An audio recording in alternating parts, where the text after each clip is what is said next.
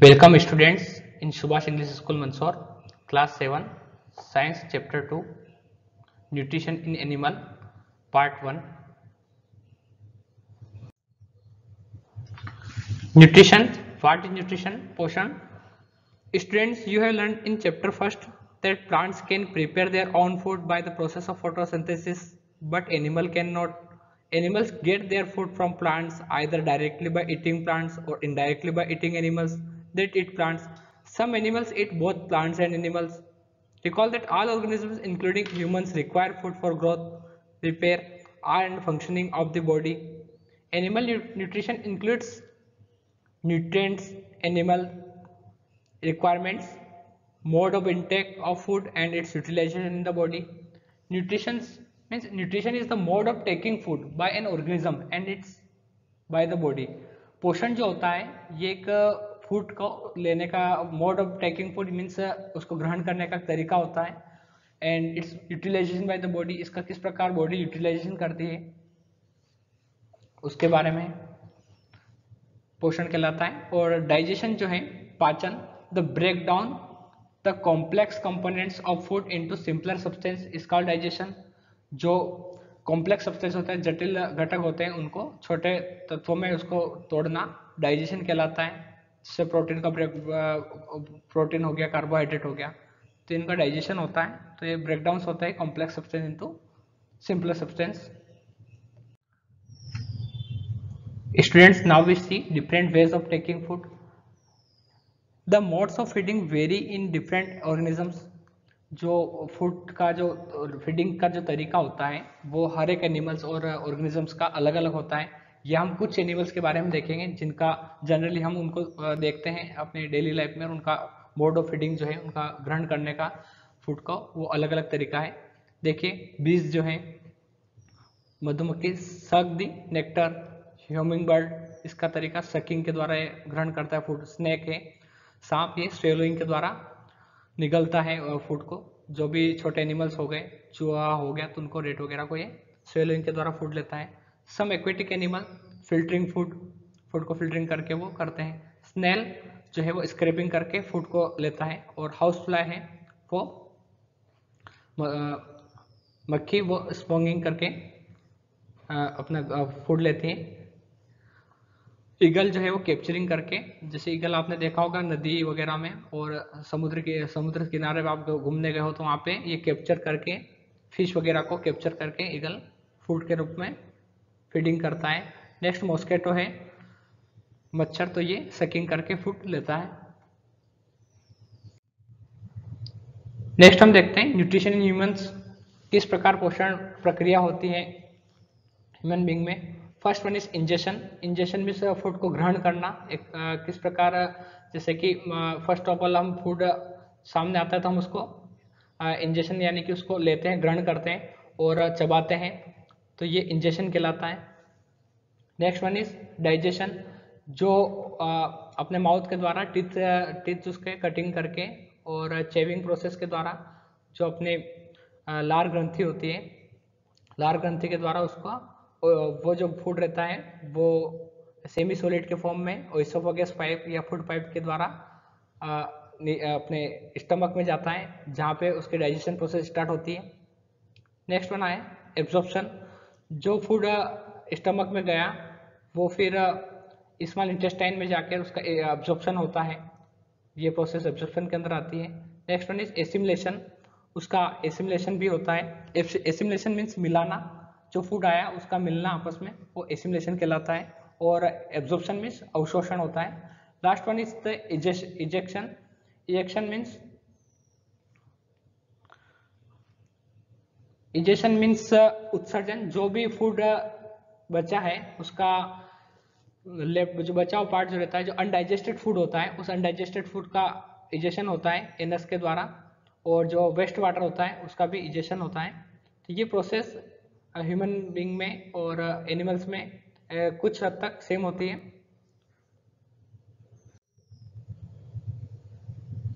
The mouth of buccal cavity, the first process egestion, the process of taking food in body, food की जो food को take करने की यानी कि लेने की जो प्रक्रिया है वो इजेशन कहलाती है। फूड इज चा बाय टीथ, फूड जो रहता है, खाना जो रहता है वो टीथ के द्वारा चबाया जाता है। सेल्यूलरी ग्लैंड, सेल्यूलरी ग्लैंड जो रहती है, लार ग्रंथि को हम सेल्यूलरी ग्लैंड बोलेंगे। लार ग्रंथि के द्वारा फूड को एक लिक्विड फॉर्म मिलता है, लार मिलती है, जिसके द्वारा उसको आसानी से अपने टीथ उसको चबा पाते हैं और सेमी सॉलिड फॉर्म में उसको लाकर वो एसोफेगस के द्वारा, फूड पाइप के द्वारा वो स्टमक में पहुंचाया जाता है food.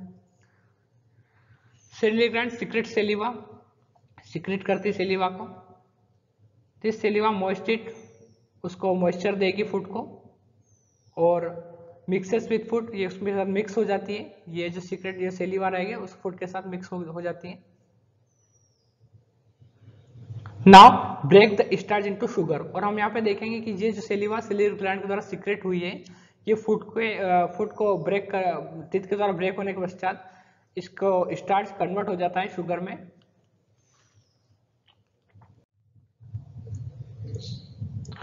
Student now we see about tongue. Tongue means जीभ। टंग जो रहती है हेल्प करती है मिक्सिंग, जो फूड हम लेते हैं फूड प्रोसेसिंग में उसको हेल्प करती है मिक्स करने में। हेल्प्स इन स्वेलोइंग फूड, हम देखते हैं कि जो टंग होती है वो फ्री होती है ऑल डायरेक्शन में मूव करने के लिए, तो उसके पश्चात ये मूव करने के पश्चात भोजन जो रहता है वो स्वेलोइंग यानी कि उसको निगलना, तो इसमें भी अपनी पूरी टंग जो है हेल्प करती है। Next also has tested buds, identify taste, different types के फूड हम लेते हैं जिसका टेस्ट अलग अलग होता है, जैसे स्वीट हो गया, साल्ट हो गया, तो सभी के इसके जो एरिया होता है, सरफेस एरिया होता है टंग का, उसके हर एक सरफेस एरिया का एक स्पेसिफिक फंक्शन होता है कि वो उस टेस्ट को आइडेंटिफाई करें। तो टंग भी एक इम्पोर्टेंट रोल होता है, ये एक मेन ऑर्गन होता है अपने बॉडी का। नेक्स्ट हम देखते हैं टीथ। टीथ मीन्स दांत। Teeth mainly two types, first one is milk teeth and next one is permanent teeth. Milk teeth वो होते हैं जो हमारे बचपन में आते हैं, 6 एज के बाद, 6 ईयर के अप्रोक्स जो टीथ हमारे टूट जाते हैं, तो उससे पहले के जो दांत रहते हैं वो मिल्क टीथ कहलाते हैं। नेक्स्ट जो टीथ नए आते हैं वो हमारे परमानेंट टीथ कहलाते हैं, ये एक बार टूटने के पश्चात फिर नहीं आते हैं। तो मिल्क दांत, 2 प्रकार के दांत होते हैं, बचपन में जो दांत आते हैं वो मिल्क टीथ कहलाते हैं, और नेक्स्ट जो होते हैं वो परमानेंट टीथ कहलाते हैं।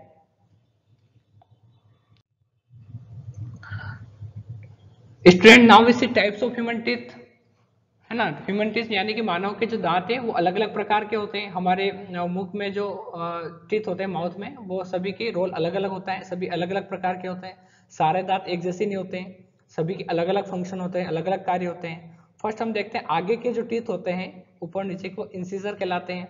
इनका काम होता है तोड़ना, ब्रेक करना फूड को। नेक्स्ट वन इज केनाइन, फिर premolar and next molar. Molar जो है सबसे लास्ट में, मोलर को हम दाढ़ बोलते हैं, ये सबसे एंड में रहती है, ऊपर और नीचे।